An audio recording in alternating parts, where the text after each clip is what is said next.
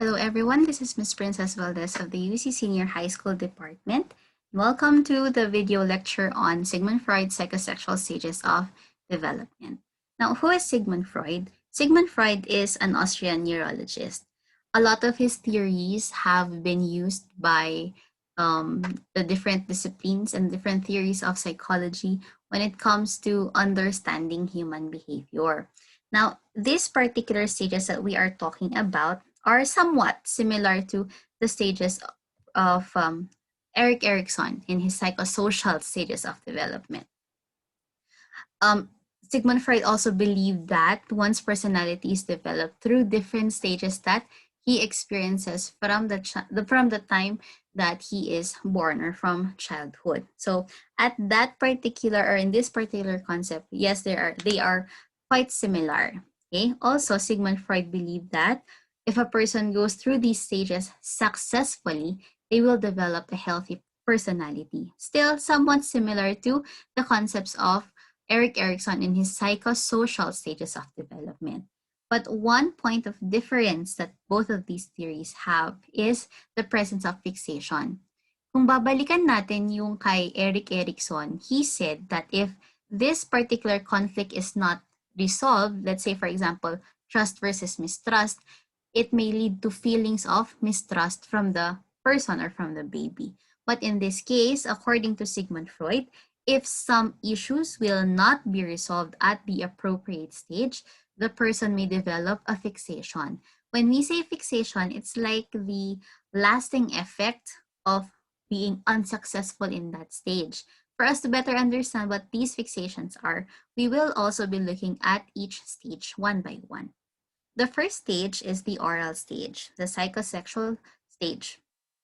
Okay, now when we're talking about the oral stage, this is also from birth to 1 years old. And this is the stage wherein babies are very fond of putting things on their mouth. And this is very much observable. We do not need to research on what this looks like because probably you've seen your younger siblings or your younger cousins doing this. They a lot of times they put things, even things that are not to be eaten, inside their mouth. Now, this also involves sucking, biting, and breastfeeding. So, what particular conflict is being discussed here, or what particular issue, quote unquote, is being discussed here?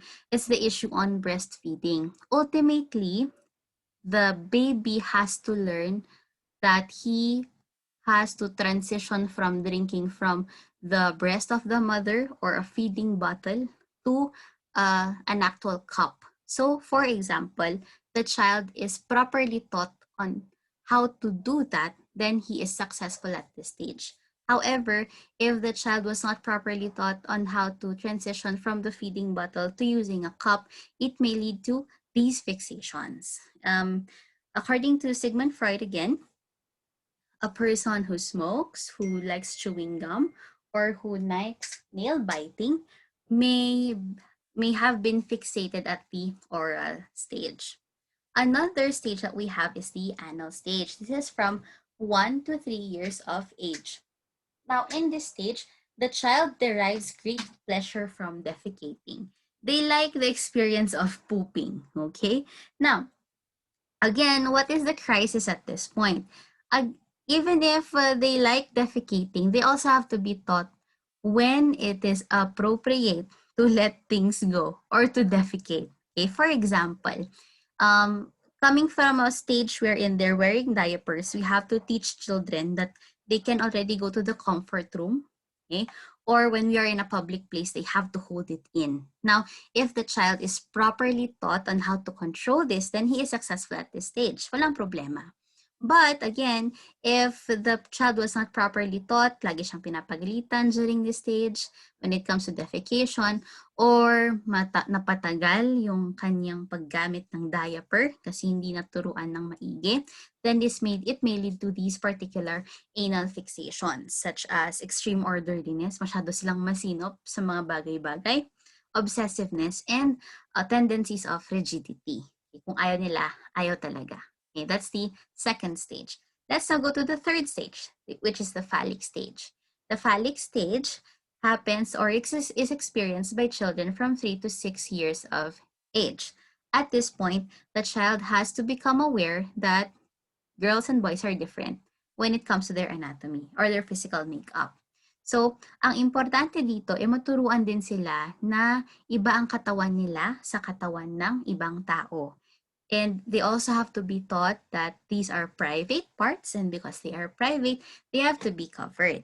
Now, if the child is properly taught on what their private parts are and all the other details about these private parts, then they are successful at this stage. However, again, if they are not properly guided by their parents about what their bodies mean or the different parts of their bodies mean, then it may lead to phallic fixations, such as the following. They can be extremely vain on themselves, masyadong concentrated sa sarili nila.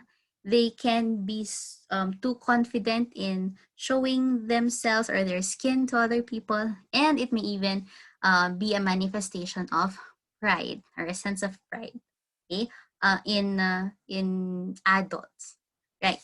Next stage is the latent stage. The latent stage is from 6 to 11 years of age. Now, at this point, dahil latent, pag sinabi natin latent, tago.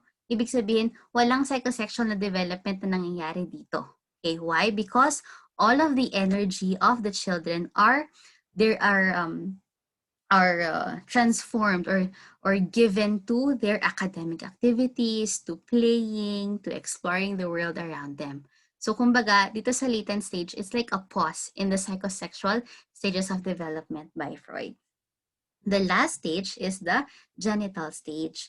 Now, the genital stage is experienced by those who are adolescents up to adulthood. This is already when they try to explore their sexual maturation. Okay, at your stage, it may be a manifestation of you trying to enter relationships, your boyfriends or your girlfriends. And when you get older, it may be a sign of you settling down in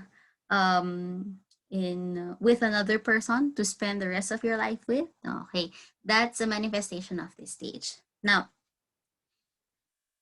the different theories of Freud or the different stages of the psychosexual theory of Freud is very good at explaining behavior, but again, it does not predict behavior. Okay, for example, let us go back to the anal stage. Okay, does this mean, ma'am, that if a person is very clean with his stuff, automatically he was fixated in the anal stage? Hindi siya masyadong naturuan dati kung paano ba magpigil ng kanyang defecation. That is wrong, okay? That is wrong to easily conclude that way, okay? It may just be an explanation of the behavior, but it is ultimately not a predictor of that behavior, okay? Again, just like all the theories that we have in psychology, these are theories and are not universally applicable to different people. Still, it depends on the situations that you grew up in and also the different experiences that people that people go through in their everyday lives.